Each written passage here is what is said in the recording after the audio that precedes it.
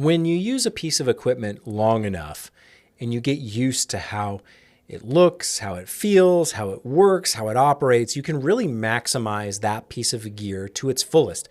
It took me a long time on the Lumix GH5 to actually get the most out of that camera. Even though I thought I had the most within the first few weeks of using it, it really took years of shooting with the GH5 to feel like I extracted the most value from it. But there's another component to using and familiarizing yourself with one set of equipment or one ecosystem, one standard, and that's you start to take for granted all the things you're sacrificing, the hidden cost of using that piece of equipment. But before we get started, like this video, hit the subscribe button and consider joining the channel. Channel members get exclusive access to Filmmaker Alchemy, behind-the-scenes lessons and insights on the business of video production. Learn how to turn your content into gold. For cameras like the GH5, which at this point are quite old, we all knew the compromises and the sacrifices we were making. We didn't have good, reliable autofocus like the Sony shooters at that time. And for the longest time, even from the GH6, we still didn't have good, reliable autofocus in video. And that was a sacrifice that I think every Lumix shooter was willing to make. And now we've got phase detect autofocus in the Lumix cameras. The same thing was true with the GH5 of having a smaller sensor. It was a compromise, a sacrifice that we were willing to make and happy to do so because it came with so many great features like open gate, like 422 10-bit color, like 4K 60. There were so many advanced features on the GH5 that it was worth the trade-off of having a cropped sensor or having, bad autofocus in video. But because those are such prominent pain points, they were highlighted. It was the constant criticism thrown at the GH5. Everyone knew what they were signing up for. And yet I think the opposite is true from a lot of people who use these cameras from other manufacturers like Sony, Canon, Nikon, name whoever, Red could be in there as well. There's a lot of sacrifices or compromises that you don't know you're making because you're so used to living in that ecosystem. I've used the Sony cameras plenty, the Sony A7 series, whether it's the A7 IV, the A7S III, the A7R3. There's a handful of Sony cameras that I've used frequently enough. And coming from the Lumix system, I'm always shocked and perplexed by how many compromises there are to the Sony cameras that people just never talk about. They never point out, they never say it's an issue. It's just the Sony cameras are great and that's all there is to it. They're just the best. Their autofocus is amazing. Their resolution is great. Their color's great. Everything's just easy. They're the best. 4K 120, yada, yada, yada. Oh, it's amazing. It's the best. And I sit there and I go, yeah, but like copying these files from this card is annoying. I've got all these folders and I've got all these weird metadata files. Like, why do I need all this stuff? Coming from Lumix, where I've got JPEGs, RAW, and MOV files, that's all I need. That's all I've ever wanted. And yet I go over to the Sony cameras and I got like thumbnail files, XMLs, random empty no-name folders, M4 root, untitled, whatever. It just never, it's always clunky, it's junky, and maybe they've changed that on some of their newest cameras, but for the longest time, and I assume still to this day, the Sony cameras had really weird, folder structures and file formats. And you might say like, well, what's the big deal? Like, who cares? Just deal with it. You can say that, but I am just shocked that no one ever points it out. No one ever complains. No one ever says this kind of sucks and is clunky and we should get rid of it. The other thing I find fascinating about the Sony cameras, speaking of the A7 IV, is that the autofocus, yes, it works great. Yes, it's reliable. Yes, it's amazing. But my focus zones, I never seem to have what I need. There's either like ultra wide focus or, center spot, and it's like small, medium, or large, which are all basically the same size. Coming from Lumix, I have a dynamic square that I can reframe to basically the full screen size, the full sensor size, or a tiny, tiny point of autofocus, and I can move it around anywhere in the frame that I want. I'm shocked that this isn't a feature on the A7 IV.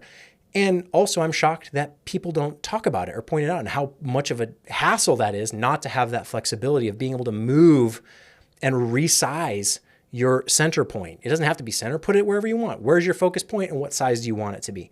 Seems simple, seems obvious enough. It's the Lumix autofocus system. Even when they had the depth from defocus style, it still worked more or less the same way. You pick your square size and put it on the screen wherever you want, and it just works. It works great. And then I go use the A7 IV, and I'm going, why can't I make this box bigger? Why can't I change where it's at?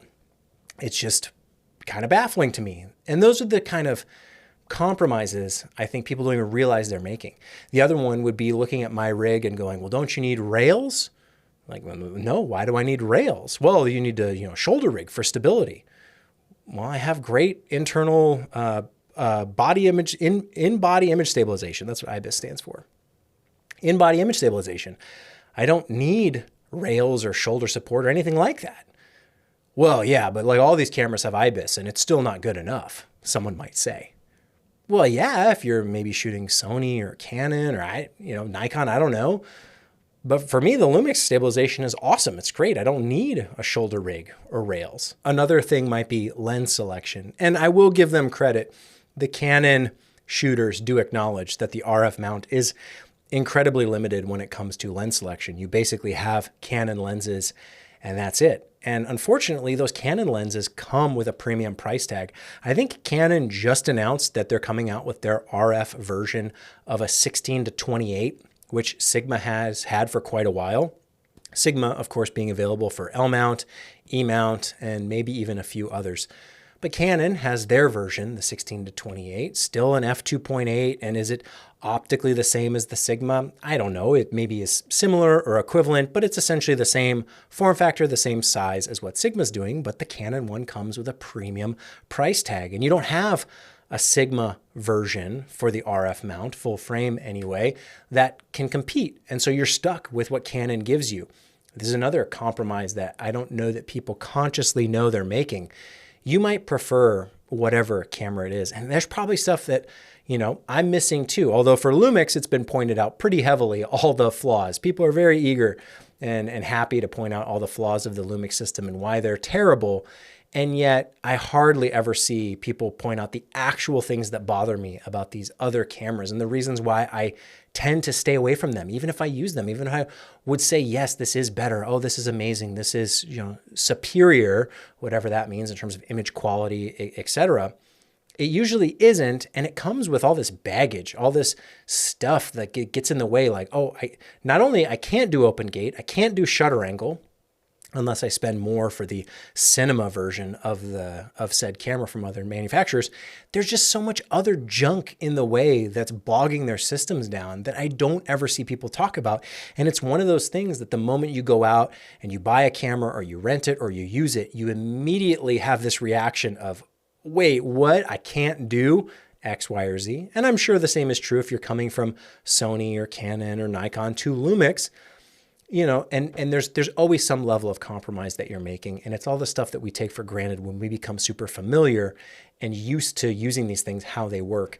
But I would say that for every problem that I've encountered with, my camera or my setup or my gear or whatever, I'm usually looking for the answer to that thing. Hey, this is irritating. Hey, this is annoying. What's the solution? And 9 times out of 10, there actually is one that I'm just ignorant of, because that's the easy trap we all fall into. Maybe not all of us, but I'll be willing to admit that I fall into it. Being irritated, complaining about something. Why doesn't this work the way I need it to?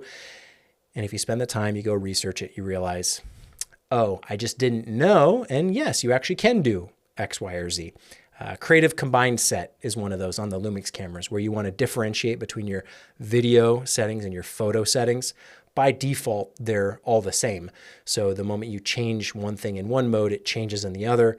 And there's some people who may want to shoot that way, but I think if you're coming from another camera system where the video settings are separate from the photo settings, that's a little jarring. It's a little weird to use a Lumix camera for the first time going, why can't I just keep my photo settings separate from my video settings? Well, you can, but you have to go dig through the menu, find an arbitrary feature, a little menu item that you wouldn't even recognize what it's called or what it does. And sure enough, you play with that setting enough and you can separate your video and photo features. So it is almost always possible to find solutions to these problems.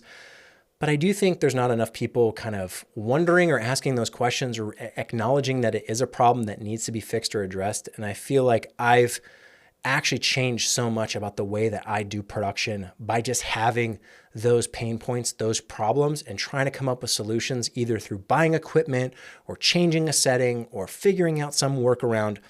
There usually is a better way to do the thing that you just can't take it at face value. You can't take it for granted. You can't throw up your hands and say, there must not be a way. It might involve buying a completely different camera system. It might involve doing it a different way, but you usually can end up getting there. And if you're willing to go through those pain points of figuring it out, trial and error, and working through it to figure out whatever it is whatever problem you're trying to solve, because a lot of it's custom. There's a lot of times where I've looked up something and no one else has had the problem.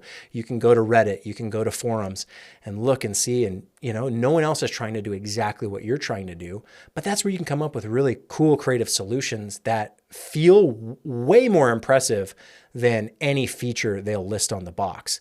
And that's what I enjoy getting the most out of this technology, out of this equipment, is using it to its fullest.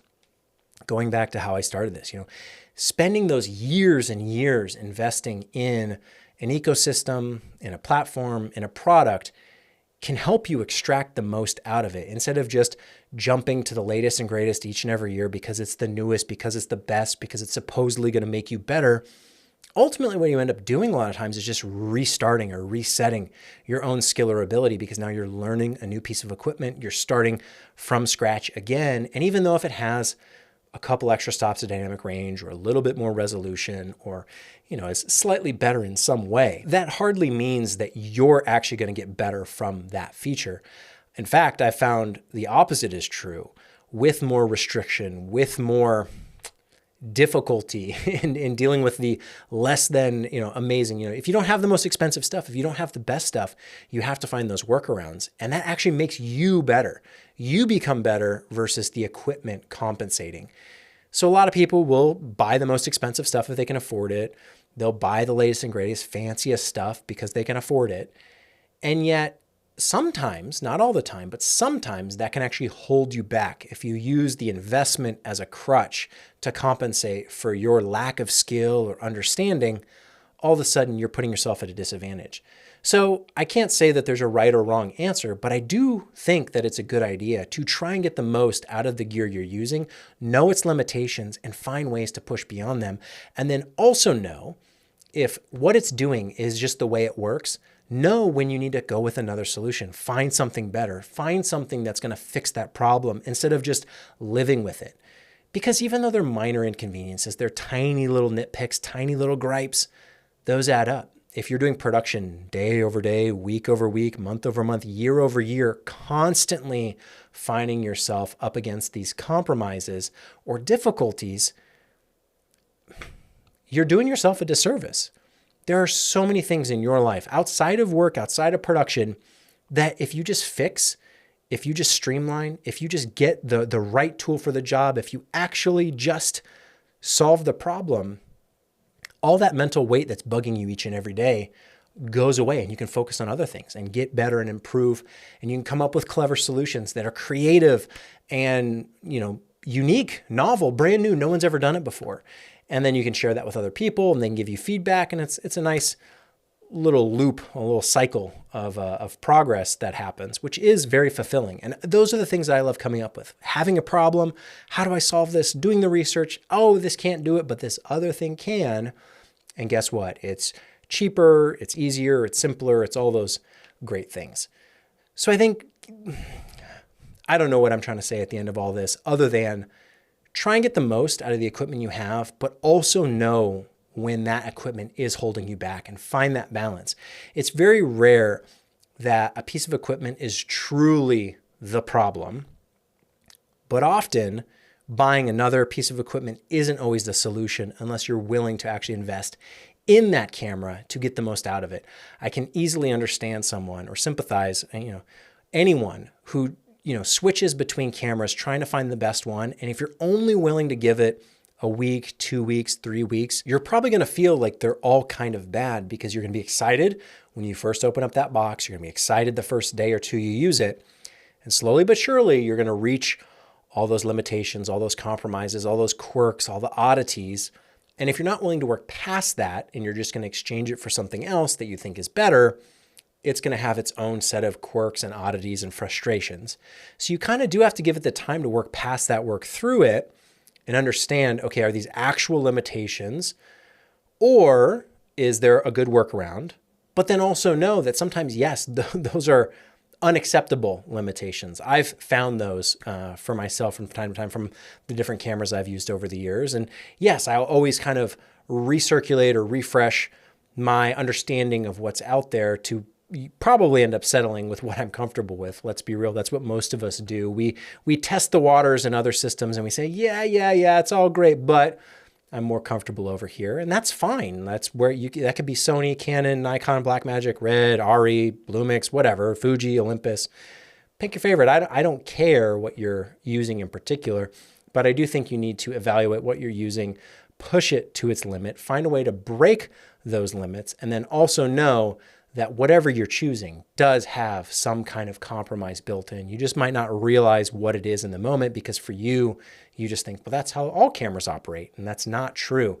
All these, even though they're all very similar devices that do similar things, they all work and feel very different. Where the buttons are, how they're laid out, what the buttons do. Like I said, what copying cards looks like and feels like and how easy that is, or how the autofocus system works. Even if it's the best autofocus system, it still might not work the way you want it to, depending on your particular needs. So try them out, see what feels right, see what feels the best, compare them equally. And then also don't just judge things at first glance within the first week. Use it for a while, push it, and try and Google those questions, those frustrations, see if there's a good answer. And unfortunately, 50-50 shot. Sometimes there is an answer and other times there's not. And it's just, yep, that's just the way it works. But those are good wake-up calls because plenty of people will tout the marketing features, the stuff on paper, the stuff that's on the product page. This is the best camera. This is the best thing because it does blah, blah, blah, blah, blah. And then you go to use it and you go, well, wait, but yeah, except it feels weird or it does this other thing that I don't want it to do. And then you find the real truth of how it's going to be useful to you, which is different for everybody. And there's no YouTube video, there's no personality out there who's going to tell you what's going to work best for you. Unfortunately, you kind of do have to figure it out for yourself a little bit, but you can at least take the recommendations from other people to kind of steer you in a good direction. There's plenty of reviewers out there who will tell you their pain points, their issues with a particular camera. But far too often these days, people will only say how great everything is. It's this toxic positivity, like everything's the best because it's new. And I think that's a bad way to look at it. I wish there were more people complaining about the little nitpicky details instead of just pointing out the big features one way or the other, whether they're good or bad. Spend time criticizing, spend time complaining, because that's the only way this stuff gets better and it actually gets fixed.